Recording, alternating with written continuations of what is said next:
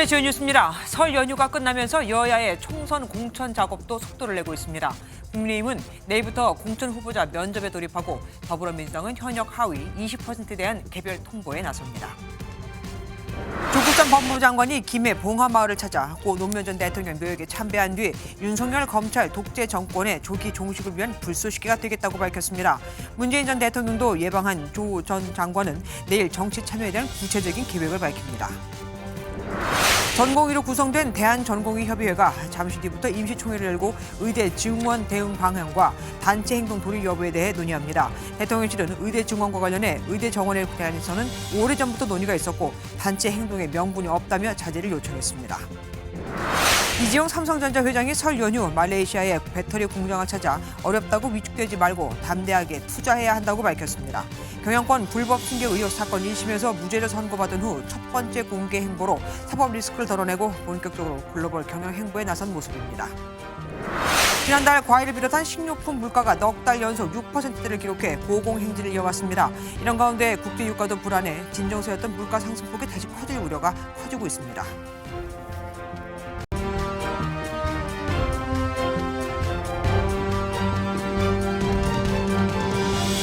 설 연휴 기간에도 정치권의 시계는 바쁘게 돌아갔습니다. 제3지대 4개 세력이 개혁신당으로 깜짝 합당을 선언했고 조국 전 장관은 내일 출마 혹은 창당을 예고하면서 문재인 전 대통령을 찾았죠. 설 민심 잡기에 바빴던 여야는 이제 공천 경쟁에 들어갑니다. 국민의힘은 내일부터 공천 면접에 돌입하고 더불어민주당은 현역 의원 하위 20%를 개별 통보한다는데 그럼 또 후폭풍이 거세게 불 겁니다. 공천 탈락이나 하위 점수를 받은 의원들이 만약 특정 계파 그러니까 비윤이나 비명계라면 분명 갈등이 더 커질 거고 이 과정에서 컷오프되는 의원들이 제3지대 등으로 이탈할 가능성도 또 커질 테니까요. 뉴스7 첫 소식 유호정 기자가 준비했습니다. 국민의힘은 내일부터 닷새간 지역구 공천 신청자 820명에 대한 면접을 시작합니다. 여권 험지로 꼽히는 서울과 광주, 제주를 시작으로 텃밭인 영남권 면접은 마지막 이틀간 진행됩니다. 면접자 중 한 명의 후보를 추천하는 단수 공천은 면접 다음 날 바로 발표한다는 방침이지만 경선 후보자나 전략 공천 발표는 시간이 걸릴 것으로 보입니다. 관건은 연휴 기간 공관위가 고심했던 중진 재배치 전략입니다. 낙동강 벨트에 부산, 경남 중진들을 재배치한 데 이어 수도권에서도 추가 희생을 권유할 가능성이 거론되는데 장동혁 사무총장은 희생의 전제 조건은 경쟁력임을 강조했습니다. 두 석을 가져오는 험지 출마여야지 그분이 옮겼는데 한 석이라든지 아니면 결국은 잘못하다가 두 석을 다 잃는 그런 선택은 하지 않을 것이기. 더불어민주당은 현역 의원 평가 하위 20%에 대한 개별 통보에 나섭니다.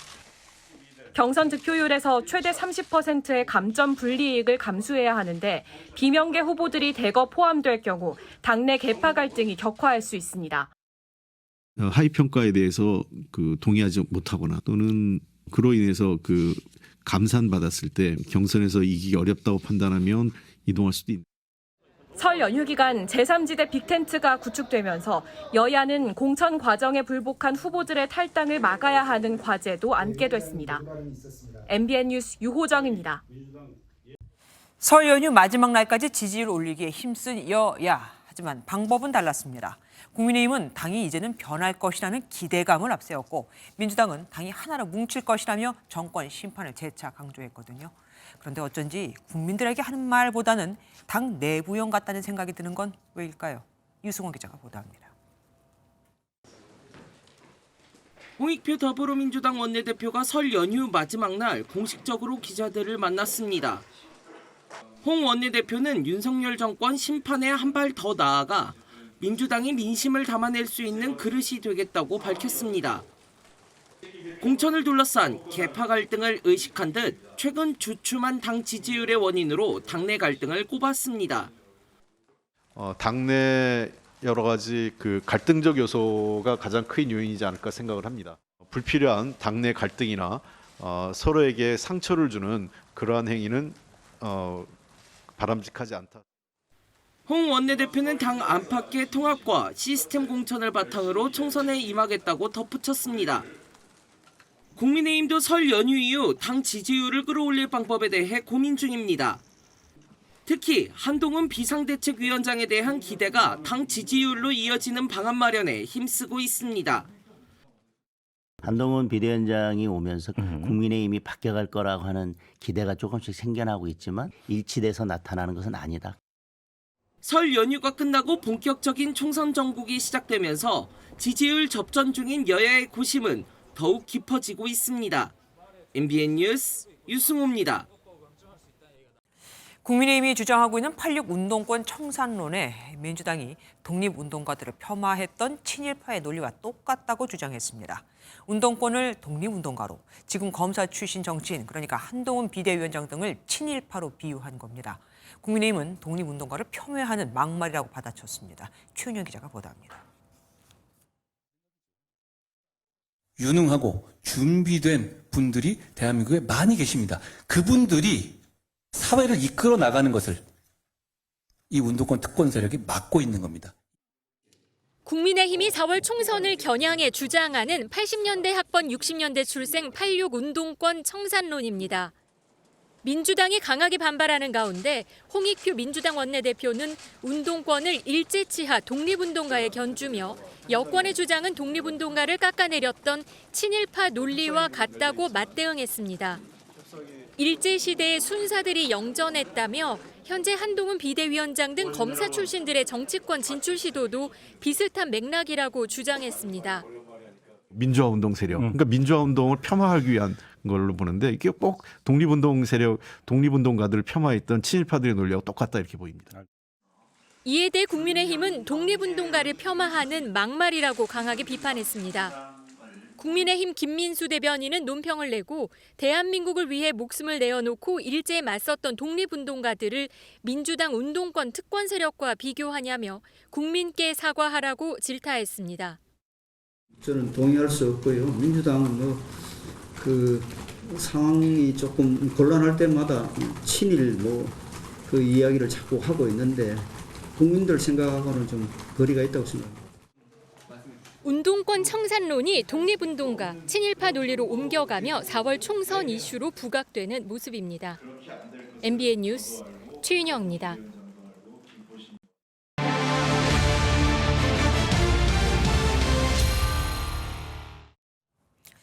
MBN의 4.10 격전지 속으로 이번에는 서울 동작을입니다. 한강 벨트로 강남 3구의 확산세를 이어가느냐, 저지하느냐, 길목에 있어서 여야 모두가 사수해야만 하는 곳입니다. 뚜렷한 표심이 없는 스윙보터 지역인 것은 물론 국민의힘 나경원 전 의원과 현역 민주당 이수진 의원의 리턴 매치가 될 가능성도 높습니다. 4년 전 서력이냐, 2연패냐, 표선우 기자가 현장의 목소리를 들어보았습니다. 동작을은 16대, 17대 총선에선 진보 진영이, 18대부터 20대까지는 보수 진영이 승리했습니다.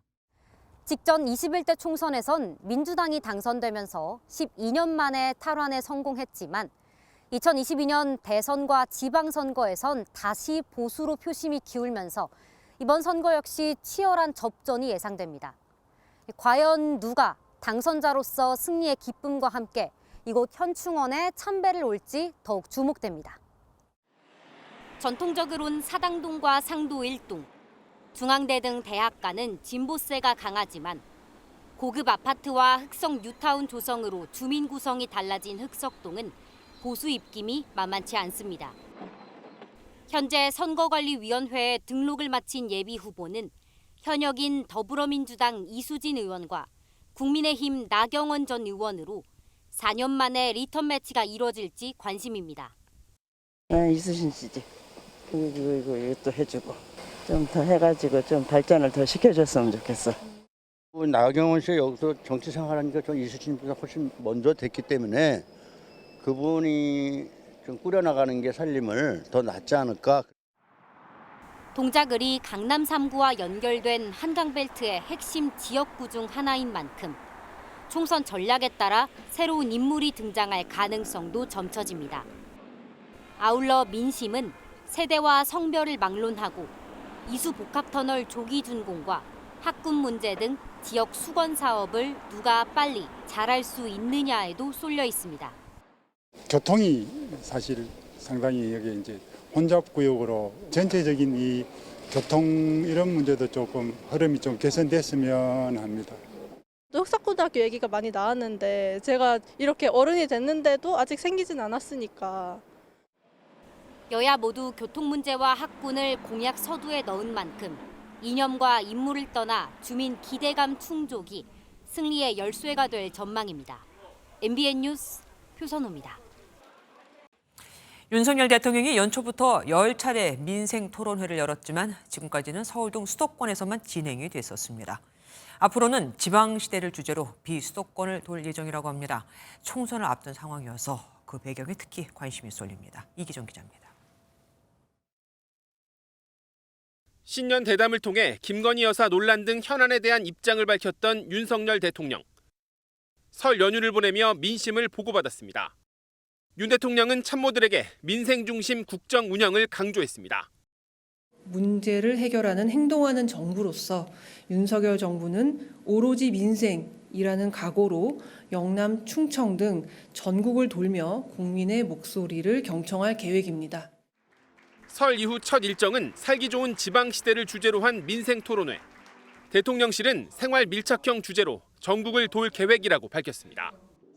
연초부터 10차례 열린 민생 토론회가 서울과 수도권에 집중됐는데 비수도권까지 확대하겠다는 취지입니다. 총선을 앞둔 상황에서 규제 완화와 세제 지원 등 지역 맞춤형 정책들이 나올 수 있습니다. 국민 의견이 있으면 어디든 가서 듣고 정책에 반영한다는 설명이지만 국정 지지율 반등의 계기가 될 수 있다는 기대감도 읽힙니다. 윤 대통령은 저출산 고령사회위원회 부위원장에 주형환 전 산업통상자원부 장관을 위촉했습니다.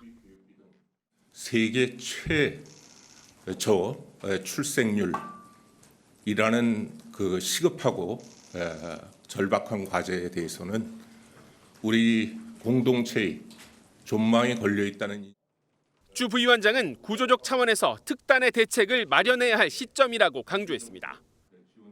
MBN 뉴스 이기종입니다. 오고 가는 언제 매일 여의도는 전쟁 중 Talk to me. 국회 출입하는 김지영 기자와 정치권 소식 더 깊게 알아보겠습니다. 어서 오십시오. 여야가 설 민심을 얻기 위해서 아주 총력전을 벌였는데 각각 뭐라고 얘기합니까? 네, 여야의 그 설 민심 평가 정말 달랐습니다. 국민의힘은 설 민심은 민생의 변화 요구였다면서 국민은 당대표 한 사람을 위한 방탄국회를 끊어내라고 명령했다고 말했습니다. 반드시 야당을 심판해서 대한민국 새로운 정치의 발전, 의회 정치 복원을 이루는 출발점이 되어야 한다는 국민들의 말씀도 있었습니다. 더불어민주당이 말한 민심은 정반대였습니다. 민주당은 설 민심은 민생에 대한 불안을 확인하는 자리였다고 평가했습니다. 민주당이 반드시 윤석열 정권의 무도함을 멈춰 세우고 경제와 민생을 살리는 역할을 해달라고 말씀하셨습니다. 그리고 이번 총선의 또 다른 변수가 될 수 있는 한 사람, 조국 전 장관에 대해서 좀 알아보겠습니다. 오늘 봉화마을에 갔다고요? 네, 연휴 마지막 날이죠. 이 마지막 날에 조 전 장관이 찾은 곳은 바로 경남 김해 봉화마을입니다. 고 노무현 전 대통령 묘역에 먼저 참배를 했습니다. 윤석열 검찰 독재 정권의 조기 종식과 민주공화국의 가치를 회복하기 위한 불쏘시개가 되겠습니다. 어떠한 난관도 꺼리지 않고 걸어갈 생각입니다. 정치 참여 의사를 그동안 계속 조금씩 비춰오긴 했는데 이제 확실하게 선언을 한 셈입니다. 근데 또 다른 분도 만났다면서요. 문재인 전 대통령. 네. 조 전 장관은 고 노무현 전 대통령 묘역에 참배하고 바로 양산 문재인 전 대통령 사저를 찾았습니다. 이 자리에서 조 전 장관이 누구와 또 어떤 방식으로 정치에 참여할지에 대한 논의가 이루어졌을 것으로 보입니다. 민주당 내에서 공천을 두고 친명과 친문 간 갈등이 심화한 상황인 만큼 문 전 대통령이 조 전 장관 중심의 친문 세력 결집에 대한 조언을 했을 가능성도 점쳐집니다. 네. 홍익표 민주당 원내대표는 오늘 조국 신당과 합당 탈당 논의는 없었다고 다시 한번 선을 그었고 이준석 개혁신당 공동대표도 조 전 장관의 연대 제의에 같이 할 생각이 없다고 밝힌 바 있습니다. 현재의 여야 모두 다 안 받겠다고 하니까 문재인 전 대통령을 찾아간 것 같기도 하긴 합니다. 조 전 장관의 앞으로의 총선 계획 언제 알 수 있습니까? 네, 바로 내일인데요. 조 전 장관 지난 8일 그 아들 입시 비리 의혹에 대한 2심 재판부가 또다시 유죄를 선고했죠. 네네. 그 이후에 사실상 정치 참여 선언을 했습니다. 당시 조 전 장관은 오는 4월 10일은 민주주의 퇴행과 대한민국의 후진국화를 막는 시작이 돼야 한다고 밝혔는데요. 내일 자신의 고향인 부산에서 민주공원에서 이번 총선과 관련한 입장을 발표합니다. 예. 그런데 다음 날에는 광주 5.18 민주묘지를 참배하고 목포로 옮겨서 김대중 노벨평화상 기념관을 방문합니다. 바쁘게 움직이네요.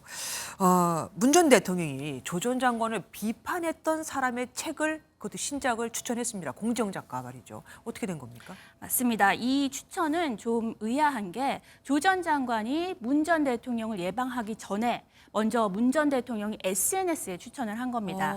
바로 제목이 너는 다시 외로워질 것이다. 이게 신간인데요. 좀 의아한 점이 지난해 12월에 공지영 작가는 이 조 전 장관에 대한 지지를 철회했습니다. 네. 원래 알던 그분이 아니다. 내가 생각했던 사람이 아니다. 라고 철회를 했는데 바로 이 시점에 바로 문 전 대통령이 책을 추천한 건데요. 그 의미는 조금 더 두고 봐야 할 것 같습니다. 그렇네요. 다음은 이재명 민주당 대표의 이야기를 좀 가보겠습니다. 이 대표를 연상케 하는 드라마 등장인물이 있다는데 그래서 논란이 있다는데 이게 뭔 말입니까? 바로 그 온라인 동영상 서비스 넷플릭스 거기서 방영하는 한 드라마인데 네. 거기서 이 대표를 묘사한 것 같은 등장인물이 있어서 논란입니다. 바로 재력을 이용해서 각종 비리를 저지르는 형정국이란 캐릭터인데요. 문제가 된 건 백발의 머리카락을 빗어 올리고 검은테 안경을 쓴 그 형정국이란 인물이 죄수번호 4421번을 달고 교도소에서 초밥을 먹는 장면입니다. 네. 이 대표 지지자들은 외모가 이 대표와 비슷하고 그 죄수번호 4421번이 바로 그 대장동 개발사업 시행사가 챙긴 수익금이다. 또 초밥은 김혜경 여사의 법인카드 의혹이 떠오른다고 주장하고 있습니다. 그렇네요. 넷플릭스 측은 논란에 대해 사실이 아니라고 밝혔지만 해당 장면이 원작 웹툰에는 없는 내용이어서 이렇게까지 아마 의혹이 번진 것 같습니다. 이야, 이거 계속해서 논란이 될 수밖에 없겠네요. 지금까지 김지영 기자와 함께했습니다. 고맙습니다. 정부는 의사를 이길 수 없다. 겁주면 지릴 것으로 생각했나? 의대 정원을 2,000명 늘리겠다는 정부 발표 이후 의사들 사이에서 과격한 말이 쏟아지고 있습니다. 전공의들은 오늘 밤 온라인 임시총회를 열고 집단 행동 여부를 정하는데 상급 종합병원 등 대형 의료기관에서 주요 업무를 담당하는 전공의들이 가세할 경우 의료 현장의 혼란은 피할 수 없을 거라는 우려가 큽니다. 유현지 기자의 보도 보시고 그럼 정부 대책은 뭐가 있는지 알아보겠습니다. 대한전공의협의회가 연휴 마지막 날인 오늘 밤 9시 온라인 임시총회를 엽니다. 임시총회에서 정부의 의대 정원 2,000명 증원에 반발하며 전공의 집단행동 여부 등을 결정하겠다는 겁니다. 앞서 박단 대전협 회장은 SNS를 통해 2,000명은 너무 지나치다며 할 수 있는 모든 대응 방안을 강구할 것이라고 밝혔습니다. 또 지난 8일까지 실시된 자체 설문조사에서 세브란스 병원, 삼성서울병원 등 이른바 빅5 상급 종합병원 전공의들은 집단행동에 참여하겠다고 의견을 모았습니다. 전공의들이 집단 휴업이나 사직서 제출 등 집단행동에 나서게 되면 의료 현장에서의 혼란은 불가피할 것으로 보입니다. 이에 정부는 전공의들에게 정부의 진심을 의심하지 말아달라며 호소했습니다. 조규홍 보건복지부 장관은 보건복지부 SNS를 통해 합당한 보상과 존중을 받고 소신껏 진료할 수 있는 환경을 만들려는 것이라며 단체 행동에 나서지 말아달라는 뜻을 전했습니다. 정부의 호소에도 의사단체가 집단행동에 나선다면 엄정 대응하겠다고 밝혔습니다. 집단행동 금지 명령을 내렸고 기관에는 집단 사직서 수리 금지 명령을 내렸습니다. 면허 정지 처분이 또 들어갈 수가 있겠고. 한편 대한의사협회가 오는 15일 전국 곳곳에서 걸기대회를 열겠다고 밝히며 이번 주가 의대 증원의 중요한 분수령이 될 전망입니다.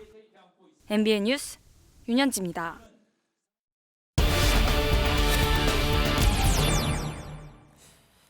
오늘 밤 임시총회 결과가 나오면 정부와 의사단체 양측의 대응 방향도 어느 정도 윤곽이 나오게 됩니다. 사회정책부 강세영 기자와 더 자세히 알아보겠습니다. 어서 오십시오. 만약 전공의들이 단체 행동을 한다고 오늘 결정하게 된다면 이번이 처음 아니죠? 네, 2020년에도 전공의들은 단체로 일해서 손을 뗀 적이 있습니다. 네. 당시 정부는 의대 정원을 10년간 4,000명을 늘리고 공공의대를 설립하는 정책을 추진했습니다. 여기에 인턴과 레지던트들이 강하게 반발하며 8월 21일부터 무기한 단체 행동에 돌입했습니다. 보건복지부는 환자 진료 업무에 복귀하라는 업무 개시 명령을 발동했지만 전공의들은 하직서까지 제출하면서 맞불을 놓았습니다. 업무 개시 명령 자체도 부당하다고 생각을 하는데 거기에 사직서까지 제출하신 분들에게도 법적인 제재를 가한다. 굉장히 부당하다고 느끼고 있고 이때 전공의들이 단체 행동에 나선 시점이 중요한데 2020년 8월은 잠시 잠잠해졌던 코로나19 확진자가 다시 늘기 시작하며 2차 유행이 시작된 시기였습니다. 네네. 네, 당연히 전공의들의 휴업은 정부에 큰 부담으로 다가왔고 당정은 전공의가 단체 행동을 시작한 지 약 2주 만인 9월 4일에 의대 증원을 다시 논의하기로 의협과 협의합니다. 사실상 백기를 들었던 겁니다. 하지만 정부는 이번에는 반드시 할 거라는 거잖아요. 의대 증원을 실시할 거라는 건데 그럼 2020년과 뭐 달라진 게 있어야 되잖아요. 네, 우선 지금은 코로나19 바이러스로 인한 보건비상 상태가 아니고요. 아, 그렇네요. 네, 두 번째는 정부의 압박 카드가 더 강력해졌습니다. 지난해 의료법이 개정되면서 의사가 금고 이상의 형을 받으면 의사 면허가 취소될 수 있습니다. 만약 업무 개시 명령이 발동되고 여기에 따르지 않으면 1년 이하의 자격정지뿐만 아니라 3년 이하의 징역형도 받을 수 있습니다. 그러니까 재판 결과에 따라서 면허가 취소될 수 있는 겁니다. 대통령실도 의대의 증원은 돌이킬 수 없다며 만일의 사태엔 의사 면허 취소까지 검토하고 있다고 밝혔습니다. 지금이라도 무너져가는 의료 체계를 바로잡고 미래를 준비하지 않으면 대한민국의 미래가 없습니다. 그런데 아까 말씀하시기로 업무 개시 명령이 발동되고 여기에 따르지 않으면이라고 했단 말이에요. 그런데 만약에 의사들이 그 업무 개시 명령을 안 받으려고 꼭꼭 숨으면 어떻게 됩니까? 네, 그 말씀하신 대로 업무 개시 명령이 발동되려면 문서가 개인에게 이게 전달이 돼야 됩니다. 그렇죠. 2020년에 전공의들이 휴대전화를 끄는 일명 블랙아웃 전략으로 문서 전달을 피했고 정부는 업무 개시 명령 발동에 애를 먹었습니다. 하지만 2022년 법이 신설되며 지금은 상황이 달라졌다는 의견이 나옵니다. 행정절차법 24조 2항엔 공공의 안전 또는 복리를 위하여 긴급히 처분할 필요가 있으면 휴대전화, 문자 등으로도 처분할 수 있다고 적혀 있습니다. 실제로 2022년 11월 화물연대 파업 때에도 국토부는 문자로 업무 개시 명령서를 전달했습니다. 복지부 역시 명령서 전달을 위해 전공의들의 연락처를 파악할 수 있다고 밝혔는데 휴대전화를 꺼도 효력을 가질 수 있을 것이라고 설명했습니다. 만일의 사태가 벌어지면 법에 따라서 연락처를 확보하고 문자로도 송달하는 조치를 하겠습니다. 블랙아웃으로 그 전화기를 꺼놔도 문자를 보내면 송달의 효과가 있다는 말씀을 드립니다. 만약 2단계까지 간다면 전공의 측은 행정소송 등을 청구할 가능성이 커 양측이 법적으로 다툴 것으로 보입니다. 그러네요. 이 문제가 법적 문제까지 갈지 안 갈지 이것도 좀 봐야겠습니다. 지금까지 강세현 기자와 함께했습니다. 고맙습니다. 연휴 마지막 날인 오늘 6층짜리 다가구 주택 3층에서 불이 나 4층에 살던 20대 여성이 크게 다쳤습니다. 불을 피하다가 1층으로 추락한 겁니다. 어젯밤엔 달리던 택시가 정차하는 화물차를 들이받아 한 명이 숨지기도 했습니다. 사건 사고 소식 김여현 기자가 모아봤습니다. 시커먼 연기가 창문 밖으로 뿜어져 나옵니다.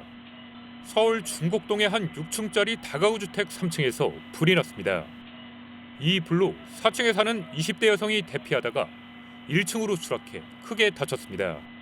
같은 층 주민인 2명은 연기를 들이마셨습니다.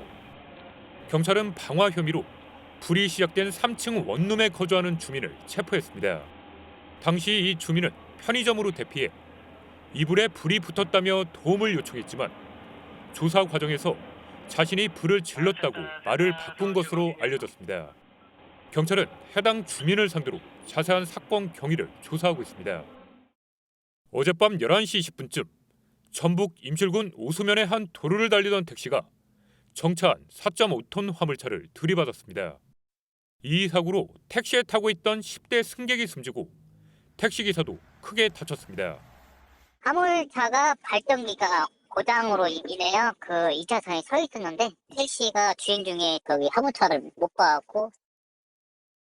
소방대원들이 불길이 치솟는 SUV 차량을 향해 물을 뿌립니다. 전북 전주시 중화산동의 한 주택가에 주차된 SUV 차량에서 불이 나 15분 만에 꺼졌습니다. 이 불로 해당 차량과 주택 외벽이 탔지만 인명피해는 없었습니다. 소방당국은 현장 주변에서 발견된 담배꽁초 때문에 불이 난 것으로 보고 정확한 화재 원인을 조사하고 있습니다. MBN 뉴스 김영현입니다. 홀로 외로운 죽음을 맞는 고독사가 해마다 3,000건이 넘게 발생하고 있다는 걸 아십니까? 갈수록 늘어나는 이 고독사를 막으려고 지자체와 지역 주민이 합심해서 혼자 사는 어르신들을 찾아가고 있는데도 말입니다. 그럼 여기다 뭘 더 해야 할까요? 이상혁 기자가 현장 취재했습니다. 올해 만 91세인 김낙현 할아버지는 자식들이 지방에 있어 혼자 서울 생활을 하고 있습니다. 적적할 때도 있지만 돌봄단과 주민센터 직원들이 매주 와준 덕분에 외로움을 덜 수 있습니다. 고맙더라고요. 많이 좀 고맙고 걱정해 주는데도 너무 고맙고 그렇더라고요. 고마워요. 가족이 없어서 너무 힘들어하시는 분도 많고 또 우리가 그럼 또 가서 케어도 해드리고 청소도 해드리고 또 그런 적이 많아요. 지난 2021년 발생한 고독사는 총 3,378건입니다.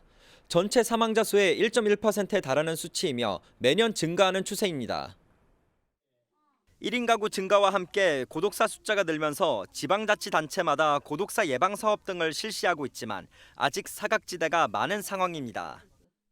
특히 돌봄 사업을 시행할 여력이 얼마나 갖춰져 있는지에 따라 지역별로 인구당 고독사 발생 편차가 큰 것으로 나타났습니다. 서울이나 수도권에 비해서 지방 같은 경우에는 제공할 수 있는 자원들이나 이런 것들이 적기 때문에 지방에서 이러한 고독사에 관련된 문제들이 더 심각하게 발생하는 것으로. 지역별 차이 없이 고독사 위험군을 효과적으로 찾아내고 관리하는 공통된 시스템이 구축돼야 한다는 지적이 나옵니다. MBN 뉴스 이상엽입니다. 이재용 삼성전자 회장이 올해 첫 해외 출장으로 말레이시아 스름반을 찾아 어렵다고 위축되지 말고 담대하게 투자하자고 말했습니다. 경영권은 불법 승계 사건 1심에서 무죄를 선고받은 뒤 첫 번째 공개 행보입니다. 정설민 기자가 보도합니다. 이재용 삼성전자 회장이 올해 첫 해외 출장지로 말레이시아 스름반을 찾았습니다. 설 연휴 첫날인 지난 9일 삼성 SDI 배터리 공장을 둘러보며 어렵다고 위축되지 말고 담대하게 투자해야 한다고 말했습니다. 또 단기 실적에 일희일비하지 말고 과감한 도전으로 변화를 주도하자고 덧붙였습니다. 삼성 SDI 최초의 해외 법인인 스름반 공장은 초기에는 브라운관을 만들다 2012년부터 배터리 생산을 시작했으며 1조 7천억 원을 들여 이 공장도 건설 중입니다. 이번 출장은 경영권 불법 승계 사건을 1심에서 무죄를 받은 뒤 첫 공개 행보입니다. 이 회장은 1심 선고 다음 날 아랍에미리트로 출국해 비공개 일정을 소화한 뒤 말레이시아로 이동했습니다. 1심 판결 이후 바로 다음 날 해외 일정을 소화했기 때문에 이번 판결에 대해서 무죄에 대한 확신이 있었던 걸로 판단됩니다. 이 회장은 또 갤럭시 S24 등 현지 반응을 살펴보고 가족과 떨어져 지내는 임직원들에게 설 선물을 전달하고 애로사항도 들었습니다. 2014년 경영 전면에 나선 이 회장은 매년 명절마다 해외 사업장을 찾아 경영 구상을 하고 임직원들을 격려해왔습니다. 사법 리스크 부담을 덜어낸 이 회장이 본격적으로 경영 행보에 나설 거라는 분석이 나옵니다. MBN 뉴스 정세민입니다. 문재인 정부 시절 국내 최대 규모의 쪽방촌인 서울역 앞 동자동 일대를 재개발해 공공주택을 짓겠다고 발표한 지 벌써 3년이 넘었습니다. 하지만 아직 사업 첫 단계인 지구 지정조차 되지 않은 상태. 왜일까요? 소유주 일부가 민간 개발로 추진해야 한다며 반발하고 있기 때문입니다. 그래야 이익이 더 커지거든요. 정부가 미적거리는 사이 쪽방촌에서 벌써 84명의 주민이 세상을 떠났습니다. 배준희 기자가 취재했습니다. 흰 장갑을 낀 채 영정사진을 든 쪽방 주민들이 거리에 나섰습니다. 3년 전 정부가 서울역 쪽방촌 일대를 공공개발해 쪽방촌 주민들에게 임대주택을 공급하겠다고 약속했지만 진전이 없다며 신속한 추진을 촉구합니다. 3년 동안 국토부는 무엇을 했습니까? 84명의 주민은 건강 악화로 죽어서 동가동 쪽방촌을 떠났습니다. 사업 추진이 늦어지는 사이 쪽방 주민들은 창문도 없는 방에서 벌레와 싸우며 공용 화장실을 써야 하는 불편함을 겪고 있습니다. 2층에 사는 주민 9명이 화장실 1개를 함께 써야 합니다. 쌀을 씻거나 설거지를 하려 해도 같은 공간에서 해야 하고 누군가 화장실을 쓰고 있으면 씻을 수도 없습니다. 3년 전 문재인 정부는 쪽방촌을 땜질식으로 고쳐주는 대신 임대주택 1,450가구를 공급해 쪽방 주민을 모두 수용하겠다고 발표했습니다. 하지만 소유주들이 사유재산에 대한 과도한 침해라고 반발하며 민간 개발을 요구하고 있는 상황입니다. 쪽방 건물은 일부분이에요. 육방 건물이 몇 개 있다고 해갖고 이렇게 강제적으로 수용한다는 거를 받아들일 수가 없죠. 이처럼 사업이 공전하는 사이 한때 부푼 꿈을 키웠던 쪽방촌 주민 중 84명이 세상을 등졌습니다. 국토부가 토지와 건물 소유주들도 아파트 분양권으로 보상받을 수 있도록 제도를 보완했지만 소유주들은 여전히 반대하고 있어 쪽방의 추운 겨울은 당분간 이어질 전망입니다. MBN 뉴스 배준우입니다. 새해 물가가 2%대에 진입했지만 별로 와 닿질 않죠. 과일 물가를 비롯한 식료품 값이 넉 달째 고공행진을 하고 있거든요. 여기에 국제 유가까지 불안해 앞으로 더 걱정입니다. 고종수 기자가 알아봤습니다. 서울의 한 대형 마트입니다. 5개 포장 사과가 2만 원에 달합니다. 배는 2개에 10,000원이 넘고 대형 진열대에선 자취를 감췄습니다. 여러 개 과일을 산다라고 하면은 여러 개는 못 사는 것 같고 그냥 먹고 싶은 거 위주로 그냥 한 개씩만 이제 종류별로 못 사고 한 개씩만 이렇게 사는 것 같아요. 사과, 배가 지난해 이상 기온에 따른 공급량 부족을 겪으며 지난달 과일 물가가 지난해보다 27% 가까이 오른 탓입니다. 우유와 채소, 과자류 물가도 여전히 높아 식료품 물가는 넉 달째 6%대 고공행진 중이고 2%대 전체 물가 유지마저 위협하고 있습니다. 국제 유가까지 불확실해 정부가 물가 반등 가능성을 우려하는 상황입니다. 최근 중동 지역 불안 등으로 국제 유가가 80불대로 재상승하는 등 2, 3월 물가는 다시 3% 내외로 상승할 수 있는 상황입니다. 식료품과 유가 등 체감 물가 중심으로 고물가가 이어지면 고금리 기조도 계속돼 내수 회복을 지체시킬 거란 우려가 나오고 있습니다. MBN 뉴스 고정수입니다. 여성도 군대에 가야 한다. 인구 감소로 병력이 줄어들면서 잊을만 하면 정치권에서 나오는 공약이죠. 과연 이게 가능한 이야기일까요? 해외에서는 어떻게 하고 있는지 김재희 기자가 알아봤습니다. 총선을 앞두고 제3지대를 중심으로 여성도 군입대를 해야 한다는 공약이 발표됐습니다. 경찰, 해양경찰, 소방, 교정 직렬에서 신규 공무원이 되고자 하는 사람은 남성과 여성에 관계없이 병역을 가족 성평등을 잘 해결하려면 병역 성평등에 대해서도 사회적 논의가 있어야 됩니다. 하지만 국방부는 여성 징병제에 대해 검토한 바가 없다며 선을 그었습니다. 해당 사안은 사회적 공감대, 합의 이런 게 필요하기 때문에 신중하게 검토하거나 결정돼야 될 사안. 여성 징병제 찬반 여론조사는 매해 여러 곳에서 진행되는데요. 최근에는 반응이 엇갈렸습니다. 작년에는 반대가 우세했지만 올해에는 찬성이 더 많았습니다. 전문가들은 여성 징병제에 대한 사회적 논의에 앞서 풀어야 할 숙제가 많다고 지적합니다.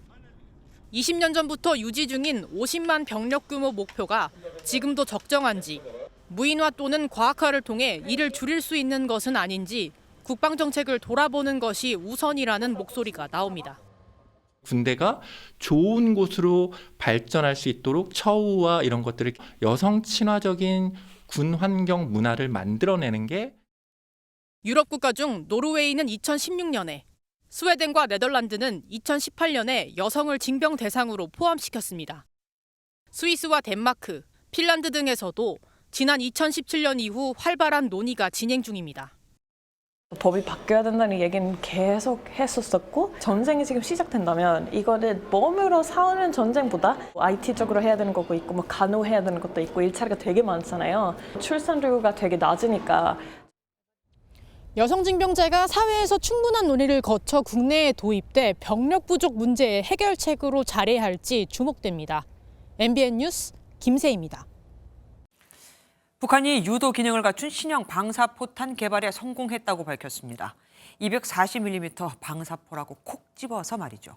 240mm는 서울을 불바다로 만든다고 위협할 때 거론되는, 그러니까 서울과 수도권을 겨냥한 건데, 이번엔 여기에 조종이 가능한 유도 기능을 장착했다고도 주장했습니다. 강재묵 기자가 보도합니다. 김정은 국무위원장 지시 아래 북한은 240mm 이하 방사포의 유도화를 꾸준히 추진해왔습니다. 유도화란 발사한 포탄이 목표물까지 비행하는 동안 자유자재로 조종하는 기술입니다. 122mm와 240mm 방사포탄의 조종화를 실현한 것은 현대전 준비에서 정기한 변화로 되며 최대의 격파 효율을 담보할 수 있게 되는 것으로 하여 북한의 240mm 방사포는 서울과 수도권을 겨냥해 최전방에 배치되어 있는데 유도화를 위한 시험 발사에 성공했다고 발표한 것은 이번이 처음입니다. 그동안 유도 기능이 없는 기존 240mm 방사포탄의 유효 사거리는 40km, 최대 사거리는 60km로 알려져 왔습니다. 하지만 북한의 주장대로 GPS 조종 날개를 장착한 유도화 실험이 성공했다면 정밀도와 사거리에 변화가 생겼을 것이란 분석입니다. 정밀도가 향상되고 최종적으로 이제 자신들이 목표한 지점으로 조정할 수 있는 능력이 이제 생겼다라는 거거든요. 정밀도를 향상시키는 과정에 불필요한 비행거리를 줄여서 좀 더 사거리를. 우리 군도 북한이 평안남도 남포 인근에서 서해상으로 발사한 방사포탄을 탐지한 것으로 알려졌습니다. 북한의 이 같은 적극적인 방사포탄 개발은 대남 압박뿐 아니라 전쟁을 진행 중인 러시아에 무기 수출을 늘리려는 행보로도 풀이됩니다. MBN 뉴스 강재묵입니다. 필리핀 남부 지역에서 폭우로 인한 대형 산사태가 발생해 50명 이상이 숨졌습니다. 60시간 만에 3살 아이가 구조되는 기적도 일어나긴 했지만 시간이 지나면서 사망자 수는 계속 늘어나고만 있습니다. 황지영 기자가 보도합니다. 산 한쪽이 완전히 무너져 속살이 그대로 드러났습니다. 구조대가 건물 더미를 일일이 치워 시신을 수습합니다. 지난 6일 필리핀 남부 민다나우 섬 다바오 데오로 주에서 발생한 산사태로 지금까지 50명 이상이 숨졌습니다. 광부 수송용 버스 3대가 매몰되며 실종자도 63명에 달합니다. Para sa mga dito sir nga kanang kuan ihang paryente. Naman na confirm na daw na diri gabi pa sir pag kahitabo. Dili na matawagan iyang cellphone. 주민들의 집 60여 채가 파괴돼 5천여 명이 넘는 주민이 대피했습니다. 최근 잦은 지진으로 이 지역 지반이 약해진 상태에서 수주째 폭우가 계속되며 산이 무너졌습니다. Chunks of debris falling and it can lead to more debris falling. So yun yung mga limitation. 비극 속에서도 기적이 일어나 지난 9일 구조대가 산사태 발생 60시간 만에 3살 여자아이를 구하기도 했습니다. 대원 300여 명이 또 다른 기적을 위해 잔해를 치우고 있지만 추가 산사태 위험 때문에 어려움을 겪고 있어 사망자는 늘어날 전망입니다. MBN 뉴스 황지연입니다. 내가 저작권법을 개정해서 돈을 벌었으니 바이든을 지지하면 배신이다.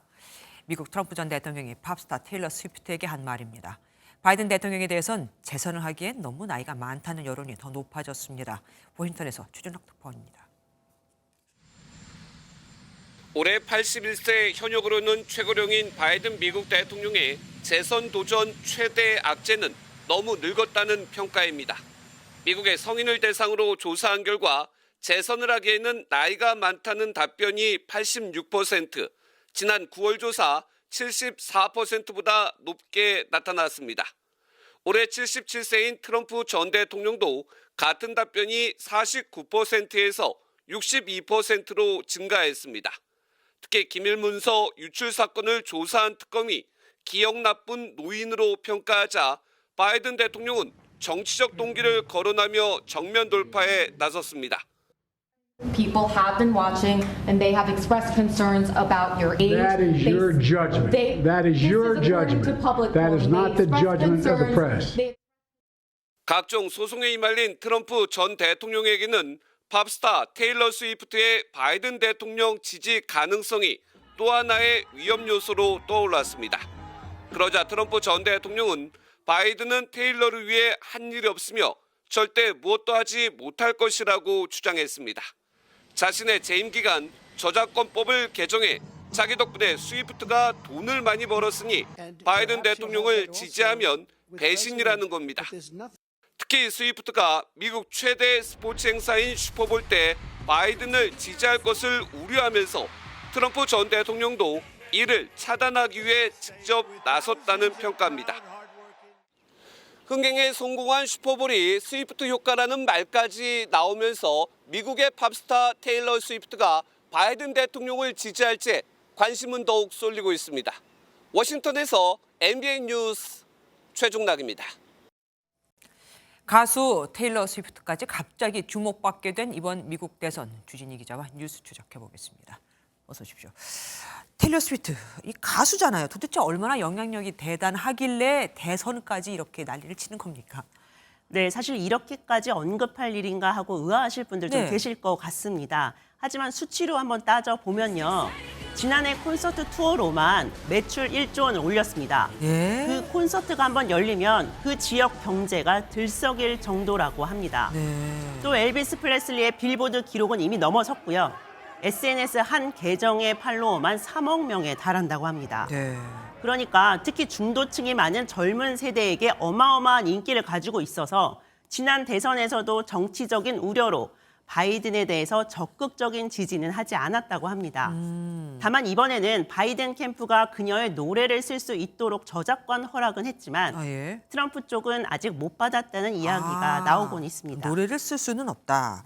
어쨌든 테일러 스위프트에게 배신이라고 한 트럼프 대통령, 전 대통령의 발언은 아까 전해드렸습니다. 근데 이거 말고 또 논란이 된 발언이 있었다고요? 네, 그렇습니다. 하필 지금 러시아 우크라이나 전쟁이 벌어지고는 이 지금에 동맹국들이 깜짝 놀랄 만한 이 발언을 했습니다. 네. You didn't pay, you're delinquent. He said, yes, let's say that happened. No, I would not protect you. In fact, I would encourage them to do whatever the hell they want. You got to pay.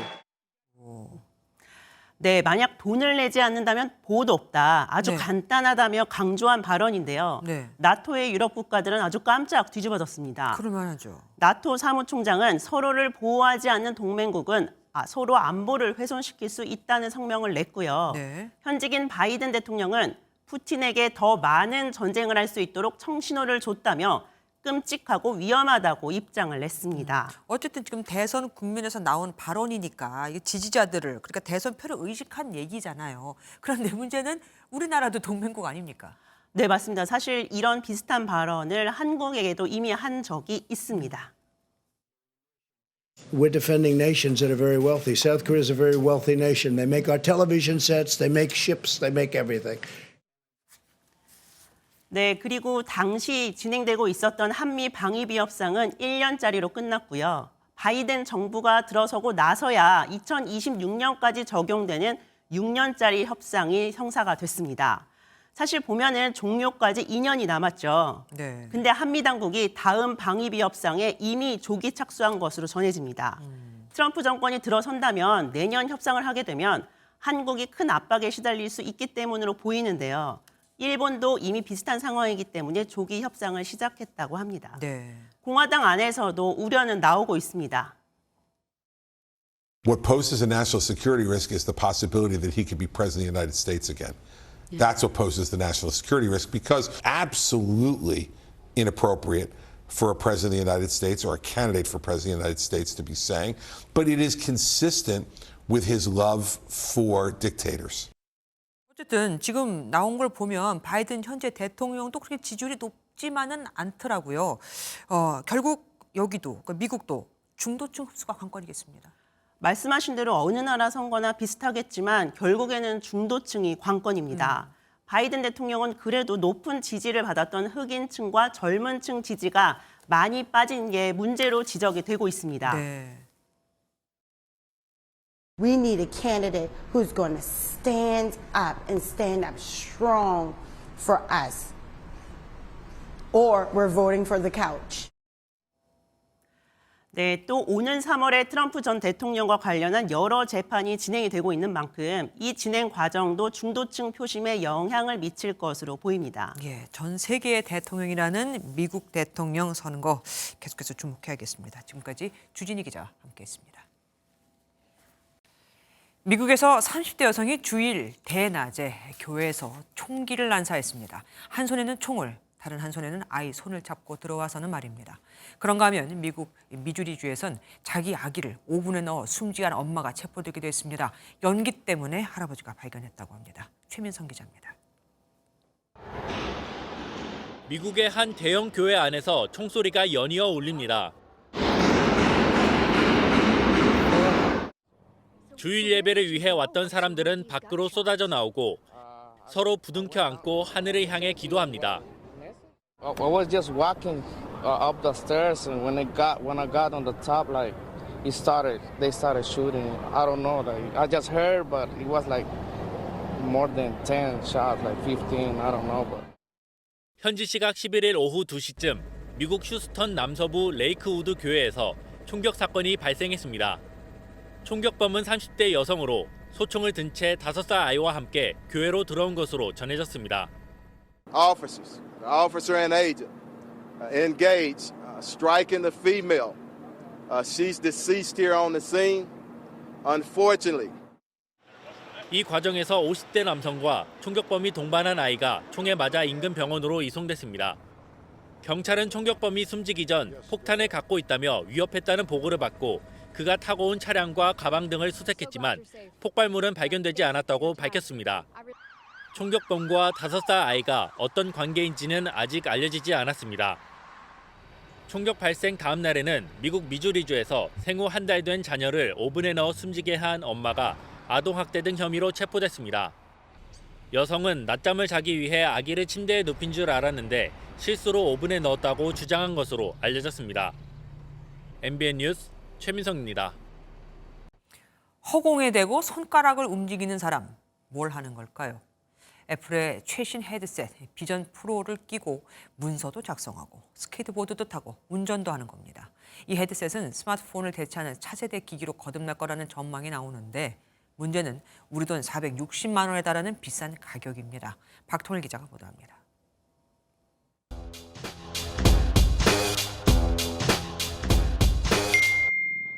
한 남성이 계단을 오르며 손가락을 이리저리 움직입니다. 애플의 혼합 현실 헤드셋 비전 프로를 쓴 채 허공에 뜬 키보드를 누르는 모습입니다. 스케이트보드를 타고 도로를 내달리거나 뉴욕 타임스퀘어 한복판에서 TV도 관람합니다. I'm in the middle of Times Square. I've got my virtual keyboard here. I've got Apple TV there. I got YouTube Safari's open here. It's impossible for me to imagine that you can't see what I can see. 기기에는 카메라 12대와 센서 5개, 마이크 6개가 탑재됐습니다. 시야에는 현실 공간 위로 애플리케이션 화면과 영상이 그대로 나타납니다. 사용자는 손가락 움직임이나 목소리만으로 앱을 실행할 수 있습니다. SNS엔 자율주행차를 모는 운전자가 핸들을 놓은 채 비전 프로를 다루는 영상도 올라왔습니다. 전문가들은 비전 프로 같은 혼합 현실 기기가 진화된 AI 기술을 접목한 편리함과 범용성을 앞세워 웨어러블 기기의 판도를 바꿀 것으로 기대합니다. 반면 600g 상당의 무게와 우리 돈 460만 원에 달하는 비싼 가격 등은 대중화의 걸림돌로 지적됩니다. 영상을 보여줄 때 좀 그 시간차가 있을 수밖에 없어요. 그래서 그것 때문에 이제 어지럼증이라든지 또는 피로감을 느끼게 됩니다. 휴대성이라든지 또는 착용감 또는 그다음에 기동성 뭐 이런 측면에서 보면은 아직도 한계는 존재한다 이렇게. 비전 프로의 올해 예상 판매량은 50만 대 안팎으로 10년 만에 최저 판매량을 기록한 스마트폰 시장의 빈자리를 얼마나 메울지도 관심입니다. MBN 뉴스 박통일입니다. 요즘 소비자들은 차를 살 때 어떤 걸 고려할까요? 연초 판매 추세를 보면 이를 가능할 수 있습니다. 올해는 하이브리드, SUV가 대세입니다. 캠핑 등 여가를 즐기는 이가 많아지고 고물가 시대 연료의 효율성도 고려한 겁니다. 김종민 기자가 취재했습니다. 기아가 판매하는 중형 SUV입니다. 지난 1월에만 9,000대 넘게 팔리면서 가장 많이 팔린 차량으로 기록됐습니다. 현대차 중형 SUV도 8,000여 대로 월간 판매량 2위에 올랐습니다. 4인 가족이 사용하기에도 넉넉한 실내에 다양한 활용도가 강점입니다. 지난 1월 판매량 상위 10개 차량 중 8개 차량이 바로 이런 SUV를 비롯한 레저용 차량이었습니다. 전통적인 베스트셀러였던 세단은 판매량 탑10 중 1개 모델만 이름을 올렸습니다. 소득 수준이 올라가고 캠핑과 차박 등 레저 활동을 즐기는 인구가 늘면서 다소 비싼 가격에도 불구하고 SUV에 대한 선호도는 계속 높아지는 추세입니다. 차체가 실제로 그렇게 크지 않으면서 실내 공간이 좀 넉넉한 편이거든요. 그렇기 때문에 출퇴근용이라든가 아니면 가족들의 레저용으로도 이렇게 사용할 수가 있기 때문에 친환경차 중에는 효율성에서 강점이 있는 하이브리드 차량 판매가 지난해 같은 기간보다 2배 가까이로 늘었습니다. 반면 비싼 차량 가격과 충전 시설 부족이 걸림돌로 작용하던 전기차의 경우 올해도 약세가 지속될 거란 전망이 우세합니다. 첨단 기술이라든지 가격을 낮출 수 있는 노력이 지속적으로 이루어져야 되는 과정이라고 볼 수가 있습니다. 전기차 판매가 이 활성화보다는 약간 줄어들 가능성이 높다고 볼 수가 있습니다. 전기차를 살 때 받을 수 있는 보조금 상한액이 줄어들었고 배터리 성능과 재활용 여부에 따라 보조금의 격차를 두면서 전기차 업체에 따라 희비가 엇갈릴 걸로 예상됩니다. MBN 뉴스 김종민입니다. 지난주 주간 예능 전체 시청률 1위를 기록하는 등 방송 내내 화제를 모았던 현역가왕이 내일 결승전 마지막 생방송을 앞두고 있습니다. 최대 변수는 실시간으로 바뀌는 대국민 문자 투표가 될 겁니다. 이 지역에서 선발된 7명은 일본 대표와 한일 가왕전을 치르게 됩니다. 이상주 기자입니다. 현역가왕 10인의 결승 1라운드는 각본 없는 드라마였습니다. 국대 필살기 1위 탈환전이라는 룰에 따라 서로 밀어내는 끝장무대에 중간 순위가 크게 바뀌었습니다. K 꺾기로 도전장을 냈지만 가장 낮은 순위를 받은 마리아는 끝까지 최선을 다짐했습니다. 외국인인 저를 여기까지 올라오니까 사랑 많이 받아서 너무 좋고요. 그래 마리아도 한국을 대표할 수 있다 이런 인증받을 수 있도록 열심히 하겠습니다. 전유진이 준결승에 이어 결승 1라운드에서도 유일하게 1000점을 넘기는 압도적 무대로 1위를 지킨 가운데 정확한 음정과 폭발적인 고음, 절도 있는 댄스로 3위를 기록한 마이진은 실시간 문자 투표로 역전을 기대하고 있습니다. 이제 결승 무대까지 남았는데 그때는 진짜 문자 투표로 꼭 해서 여러분들께서 마이진 키워주셨으면 좋겠습니다. 방송 내내 숱한 화제를 뿌리며 시청자의 눈길을 사로잡은 현역가왕의 2라운드는 자신의 애틋한 사연을 직접 담아 부르는 현역의 노래입니다. 마지막 무대는 음원 점수와 당일 진행되는 실시간 문자 투표 점수 등 대국민 응원 투표로 승부를 가르는 만큼 시청자의 선택이 중요해졌습니다.